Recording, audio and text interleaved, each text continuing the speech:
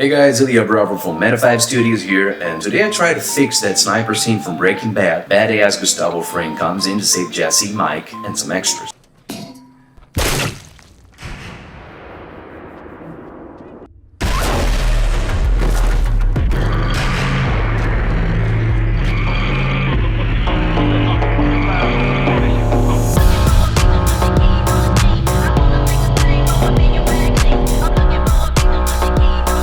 The scene received lots of praise for almost getting everything right, especially the crack and the gunshot, but it's not exactly how it's gonna go in real life. I got shot before, and trust me, I know how it feels like. Don't ask me how. First, let's talk very shortly about the physics of a bullet flying. According to the Internet Movie Firearms Database, imfdb.org, the rifle used by Gaff, the shooter, is a Remington Model 700, known to fire a good list of calibers, subsonic and supersonic rounds. The page refers to it as the SPS version shooting 300 Winchester Magnum, a supersonic, hard-hitting round for competition and game. Since the round is supersonic, the bullet crack is gonna come first, because the bullet is breaking the sound barrier and has enough energy to rip through this medium, therefore traveling faster than the speed of the sound and creating a shockwave. These shockwaves are usually cone-shaped. The faster the round, the tighter this cone is, as well as the energy dissipated and its loudness. The sound is quite similar to the one of a whip crack. When whips cracked properly, the very tip, or what we call the popper,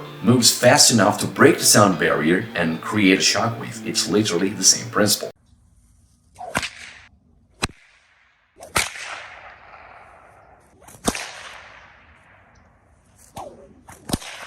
When someone says that a sniper victim dies before hearing the gunshot, that is totally not a lie. If the round is supersonic, I'm gonna give an example to illustrate. Consider the speed of the sound 340 meters per second. Say you have a round fired from a distance of about 1,000 meters at someone. Let's ignore all the forces, gravity, and whatsoever. Let's make it ideal. Let's say that the said round is moving at a speed of over 500 meters per second.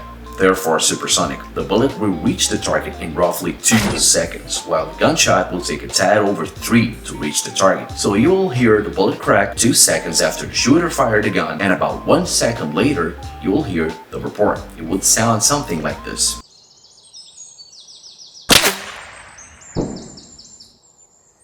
A subsonic round, however, will travel slower than the speed of the sound, so the report will arrive first, then the bullet will come.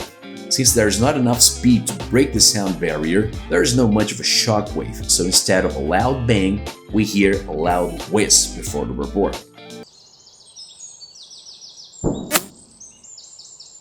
The sound designers in Breaking Bad got the idea right, but the execution not much. The sound of a bullet crack is a fast snap, violent and loud.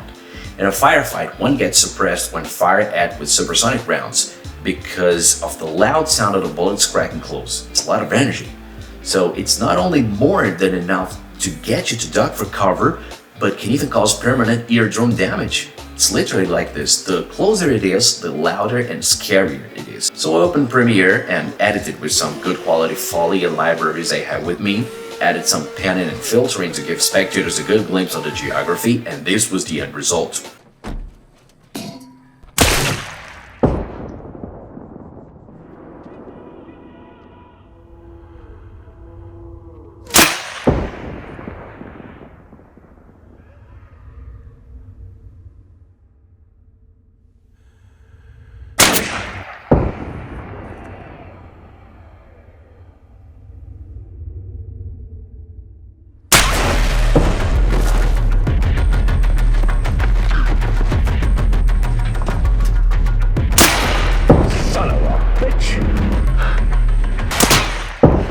Comfortable, kid. We may be here a while.